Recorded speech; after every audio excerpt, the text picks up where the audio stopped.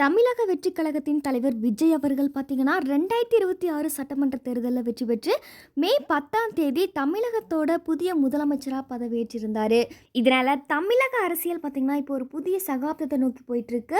கிட்டத்தட்ட 60 ஆண்டு கால திராவிட அரசியலுக்கு முற்றுப்புள்ளி வச்சு கோட்டையில் கொடி நட்டியிருக்காரு தமிழக வெற்றி கழகத்தோட தலைவர் விஜய். பொதுவாக தளபதி விஜய் அவர்கள் பார்த்தீங்கன்னா அரசியலுக்குள்ள காலடி எடுத்து வச்சு கிட்டத்தட்ட 3 ஆண்டுகள் தான் ஆயிருக்கு. இருந்தாலும் மக்கள் துணையோட தளபதி விஜய் அவர்கள் பார்த்தீங்கன்னா இப்போ முதலமைச்சராக பதவி ஏற்றிருக்காரு.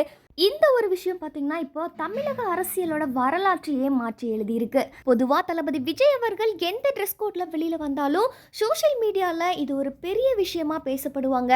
இப்படி இருக்கிற சூழல்ல முதலமைச்சர் பதவியேற்கும் விழாவில் தளபதி விஜய் அவர்கள் பார்த்தீங்கன்னா பிளாக் அண்ட் ஒயிட் கோட் ஷூட்ல அணிஞ்சு வந்திருந்தாரு.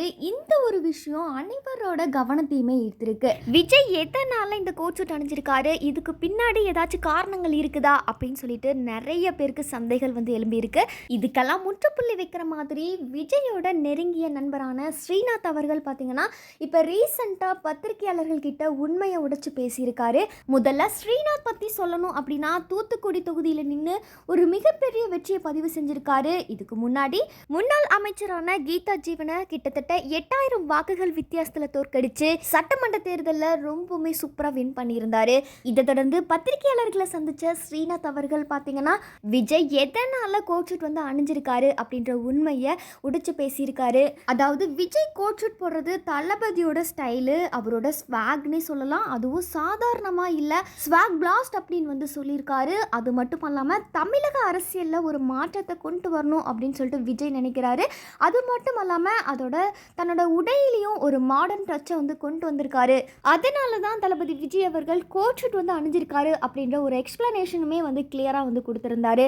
இதுக்கப்புறம் அரசியல் களத்தில் முதல்வர் Vijay black and white coat ஷூட்டில் தான் கண்டினியூ பண்ணுவாரா, இல்லை அவருக்கு பிடிச்ச டிவிக்கு ட்ரெஸ் கோடை வந்து கண்டினியூ பண்ணுவாரா அப்படின்றத நம்ம பொறுத்திருந்து பார்க்கலாம். மேலும் முதல்வர் விஜய் எந்த ட்ரெஸ் கோடில் வந்தால் சூப்பராக இருக்கும், நீங்கள் எந்த மாதிரி லைக் பண்ணுவீங்க அப்படின்ற உங்களோட கருத்துக்களை மறக்காமல் கமெண்ட் செக்ஷனில் பதிவு பண்ணுங்கள்.